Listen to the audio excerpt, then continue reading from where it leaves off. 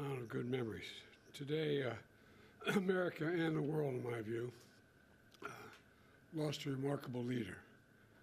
He was a statesman and humanitarian. And Jill and I lost a dear friend. I've been hanging out with Jimmy Carter for over 50 years, it dawned on me. And I had countless conversations over those years. I always would be proud to say that he used to kid me about it, that I was the first national figure to endorse him in 1976 when he ran for president. There was an overwhelming reason for it, his character.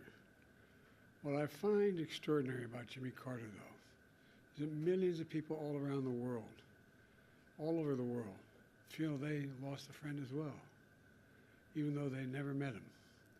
And that's because Jimmy Carter lived a life measured not by words, but by his deeds. Just look at his life's work. He worked to eradicate disease not just at home, but around the world. He forged peace, advanced civil rights, human rights, promoted free and fair elections around the world. He built housing for the homeless with his own hands. And his compassion and moral clarity lifted people up and changed lives and saved lives all over the globe. Jimmy Carter was just as courageous in his battle against cancer as he was in everything in his life. Cancer was a common bond between our two families, as of many other families. And our son Bo died. When he died, Jimmy and Rosalind were there to help us heal. Jimmy knew the ravages of the disease too well. He lost his father, his brother, his sisters to this terrible disease. So when Jimmy was diagnosed, we did our best to comfort him. We met with him down in Plains. We met with him, and anyway. We talked and shared our beliefs that as a nation, we have the talent. We have the talent and the resources to one day end cancer as we know it, if we make the investments. He believed that like I do. I'll always cherish having seen Jimmy and Rosalind Carter together. Theirs was a love affair of the ages. While we'll miss them both dearly, I do take some solace in the kids were saying it, that they're united once again. We're going to remain forever in our hearts, but they're together again. The entire Carter family, on behalf of the world, the whole nation, we send our whole heartfelt sympathies and gratitude. Our gratitude for sharing President Carter with us for so many years. You know, Jimmy Carter stands as a model of what it means to live a life of meaning and purpose, a life of principle, faith, and humility. His life dedicated to others. You know, he was like my dad. He thought that, he said, Joey, your job's about a lot more than a paycheck. It's about dignity, your dignity. About being able to look your kid in the eye and say, honey, everything's going to be okay. He believed, as I do, and many as you do, that that's absolutely possible. It's within our grasp to do that. It's not that hard. In his life, he served the nation in the Navy. He led the state of Georgia. He became president and a beloved statesman all over the world. But to know his core, you need to know he never stopped being a Sunday school teacher at that Baptist church in Plains, Georgia. Today's world, some look at Jimmy Carter and see a man of a bygone era. With honesty and character, faith and humility, it mattered. But I don't believe it's a bygone era. I see a man not only of our times, but for all times. Someone who embodied the most fundamental human values we can never let slip away. Although sometimes it seems like it is. We may never see his like again. We'd all do well to try to be a little more like Jimmy Carter. You know, my mom, you've heard me say this before, used to say, bravery lives in every heart, and someday it'll be summoned. Every time it was summoned, he stepped up. Every time, politically, personally, morally. And, you know, everything.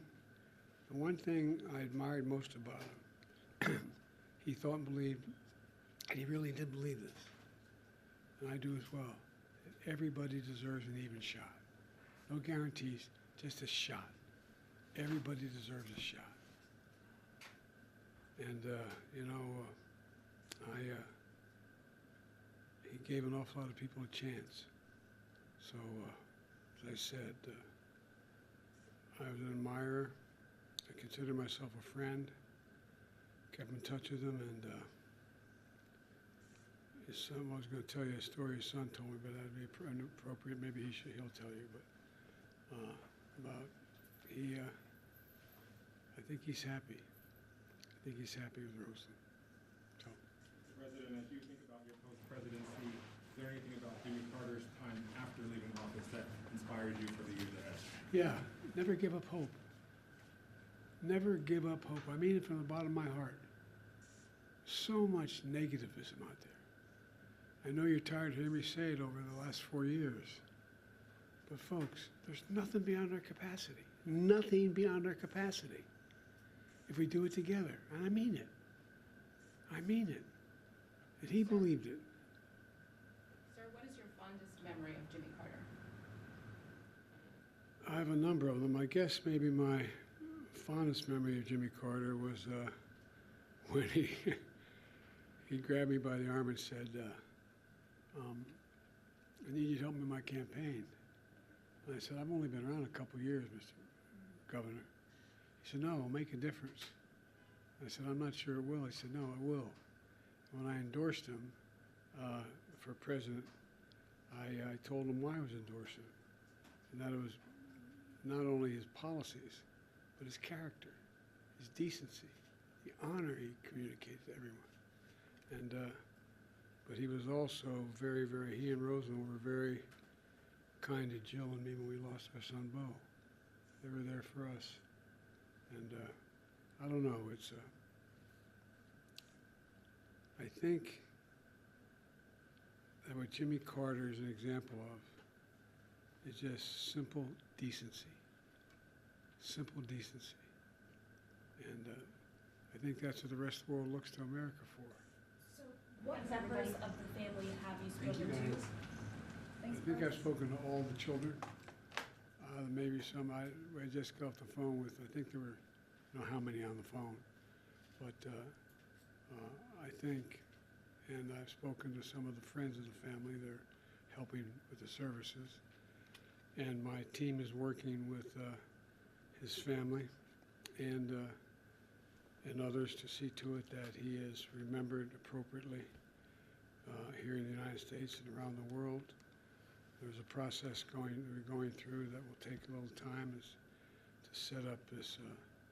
I announced earlier today we're going to do a major service in Washington, D.C. on behalf of it.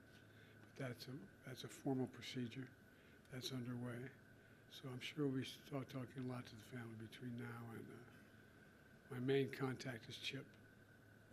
Thank you. President Trump to take from President Carter? Decency. Decency. Decency.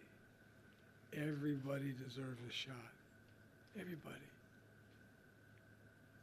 Can you imagine Jimmy Carter walking by someone who needs something and just keep walking? Can you imagine Jimmy Carter referring to someone by the way they look or the way they talk? I can't. I can't. You know, I think the end of the deal here is that one of the reasons why we're looked to by the rest of the world, for the bulk of our nationhood, we've laid out what our values are. We've said what we believe. It's not just in the Declaration, we hold these truths to be self-evident, but there's a feeling. The rest of the world looks to us. And he was worth looking to. So thank you very much. Appreciate it. Thank you.